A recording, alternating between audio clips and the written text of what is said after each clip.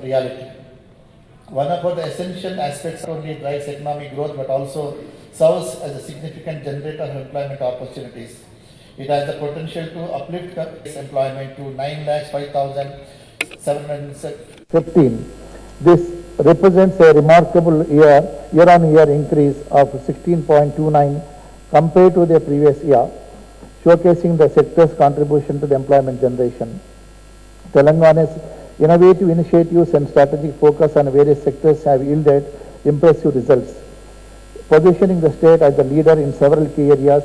These achievements have been recognized both nationally and internationally, reflecting Telangana's commitment to fostering entrepreneurship, innovation, and economic growth. The state's initiatives such as the T-Hub, B-Hub, TSIC, T-Works, and RICH have played a crucial role in nurturing the startup ecosystem and promoting the innovation. Telangana's efforts were acknowledged in the State's Startup Ranking 2021, released by the Department for the Promotion of Industry and Internal Trade, DPIIT, where the state was recognized as one of the top performers. Additionally, Telangana secured the second position in Indian Innovation Index 2021, highlighting strong innovation ecosystem. Telangana flagship initiative TSIPAS has been instrumental in attracting investments and generating employment opportunities. The state has successfully attracted 22,745 industries, resulting investment of 2,60,060 crores and creating an employment of around 17.54 lakhs people.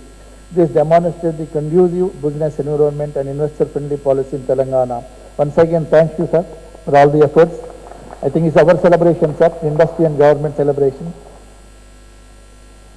In line with the growing electric vehicle sector, Telangana launched the Telangana Mobility Valley, India's first new mobility focused cluster, in February 2023. TMV aims to attract investment of rupees 50,000 crores and generate more than 4 lakh jobs over the next 5 years. This initiative showcases Telangana's commitment to sustainable and innovative transportation solutions. These achievements across the various sectors reflect Telangana's dedication to creating a favorable business ecosystem, promoting innovation and generating employment opportunity for its people.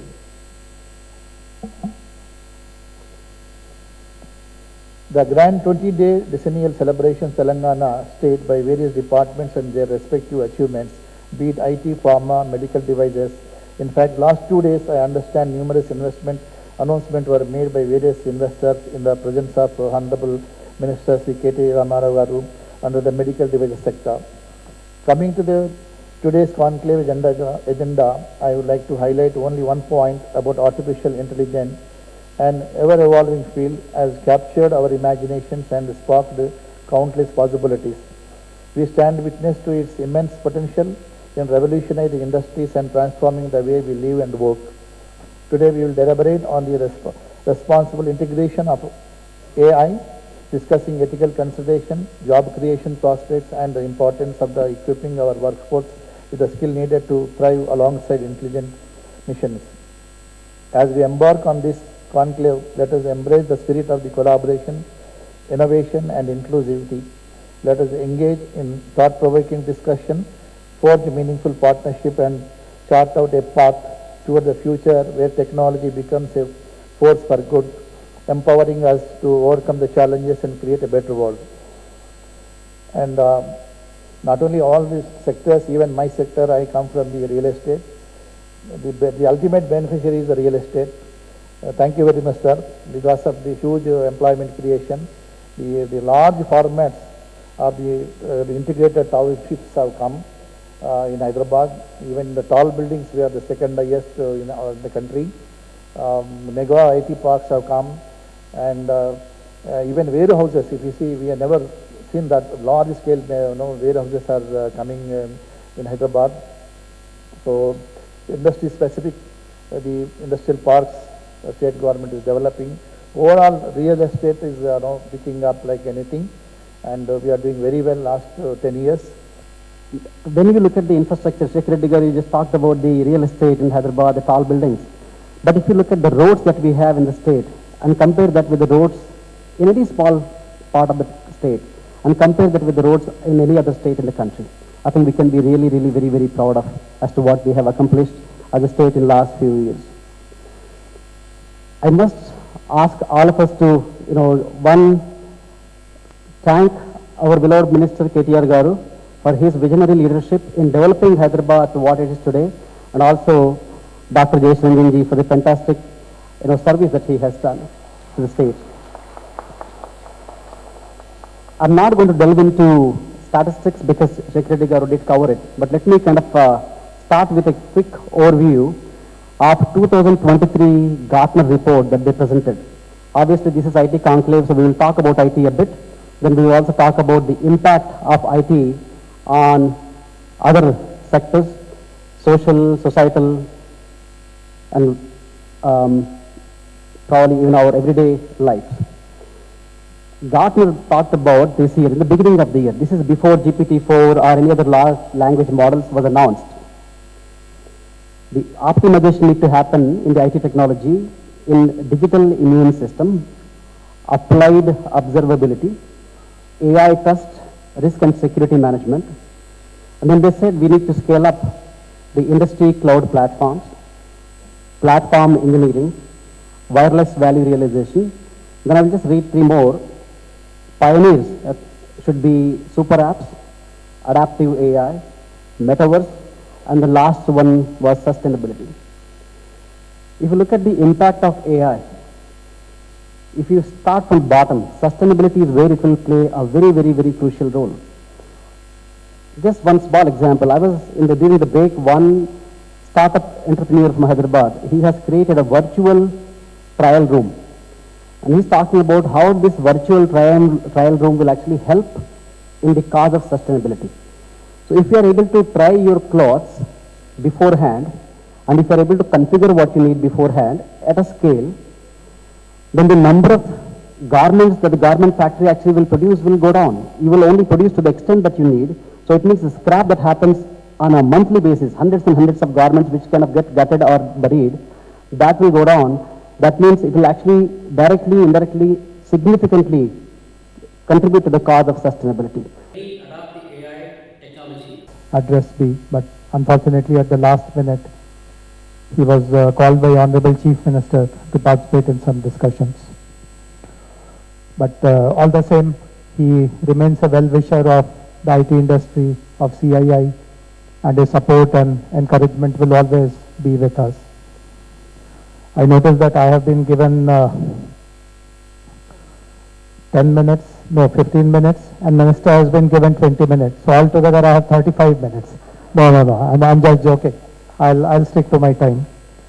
I may not even need this much, but nevertheless, what I understood, I asked Mr. Deshpande what is the composition of the audience, and he told me that 70% people are from the tech industry, 30% people are CII members who are not from tech. So I'll try to balance my speech. 70% of my talk will be targeted to the technology representatives here, 30% to the people who are from the non-tech world. But nevertheless, I'm very happy that CII is organizing this conclave on digital transformation. I participate in lots of events organized by NASSCOM, HICIA, which are, as we all know, the real tech associations.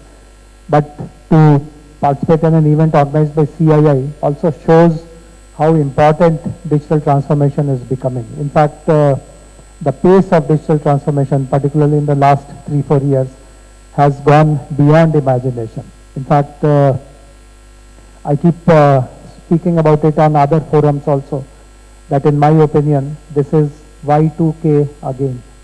In fact, many of you will recall that in late 90s, 96, 97, 98, 99, the world was confronted with this Y2K phenomena. There was a belief, particularly in the banking sector, since you are one of them, there's a belief that when the century changes, precisely at the midnight hour of 31st December, the systems will stop functioning, softwares will collapse, and the whole world will come to an end. And all of us will recall that nothing of that kind happened. But one of the key reasons why nothing of that kind happened, why this was prevented, was the response of the Indian companies. Most of the Indian companies, we know who they are. They took the responsibility, they went to the US, they went to Europe, elsewhere, and kind of gave that comfort that they have the wherewithal to find solutions, to create products which will take care of that Y2K problem. And it was done very admirably. And one amazing thing is that since then, the reputation of the Indian technology industry has grown leaps and bounds. And today, no global discussion is complete without bringing India into the loop. But when I say that this is Y2K again, there are a couple of very important differences. See, in the past, we used to see more and more digital work happening only in large companies. You would see many of our Indian companies used to take pride that I have 20 of the Fortune 100 companies as my clients, 40 of the Fortune 500 companies. So people only used to think of digital apparently in these Fortune 100, Fortune 500 companies. But today, literally everyone is concerned about getting onto the digital bandwagon, how to improve the organizational processes, how to improve their customer outreach by using technology. In fact, just about a month ago, Minister and I, we were in the US. I was in China about a week ago. Everyone, I mean, it's not confined only to large companies, mid-scale companies, small companies, that this message is very, very clear, that unless you introduce digital, you will just be left behind. You may eventually perish also.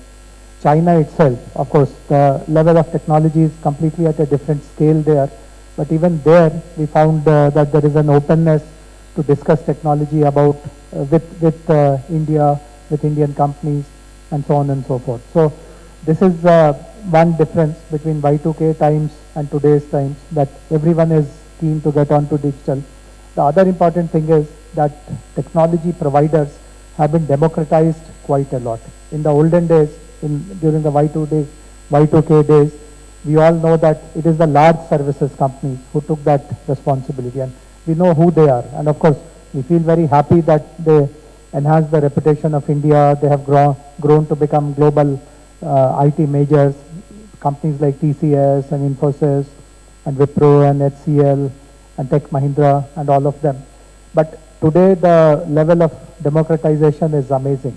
In fact, it's a nice coincidence that I'm speaking to you now, and before me we heard Ms. Ori speak about how do you manage customers' expectations.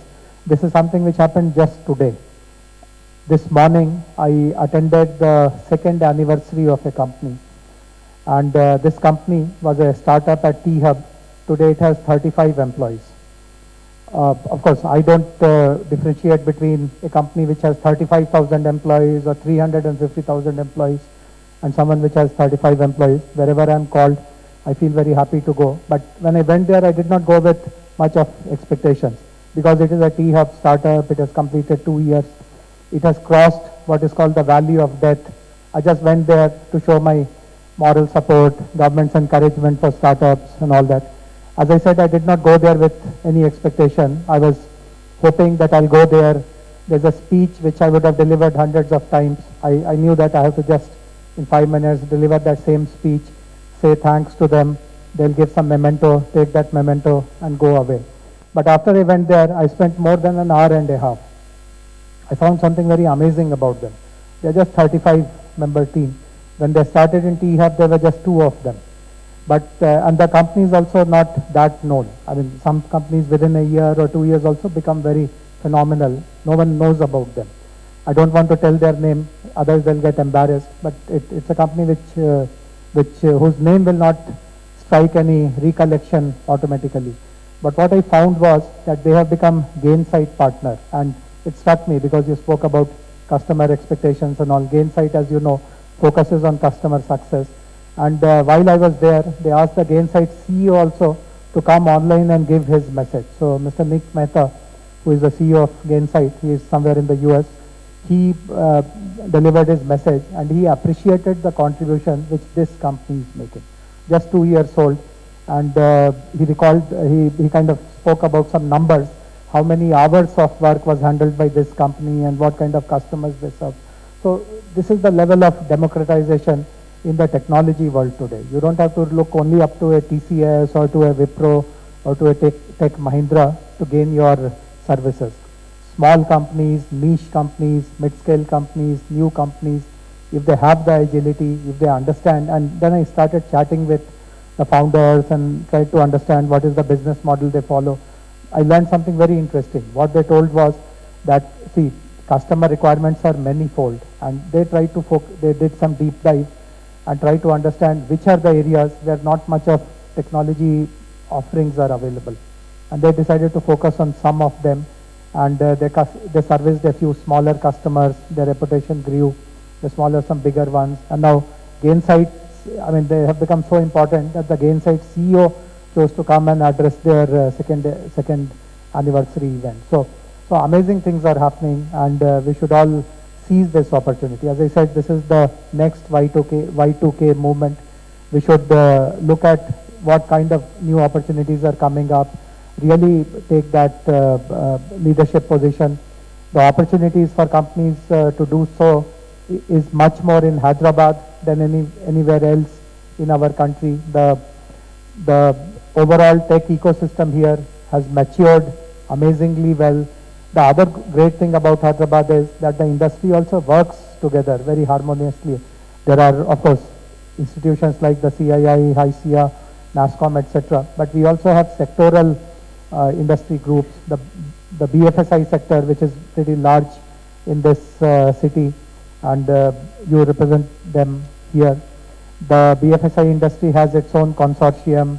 There are similar networks and consortiums of people who are into digital entertainment technologies, people who are into other verticals of technology. All of them have their own networks and groups, and there is lots of respect for working collaboratively, taking responsibility to ensure that, unlike in other cities where there is too much of poaching, people have no compunction at all in kind of offering slightly higher salary, poaching an employee.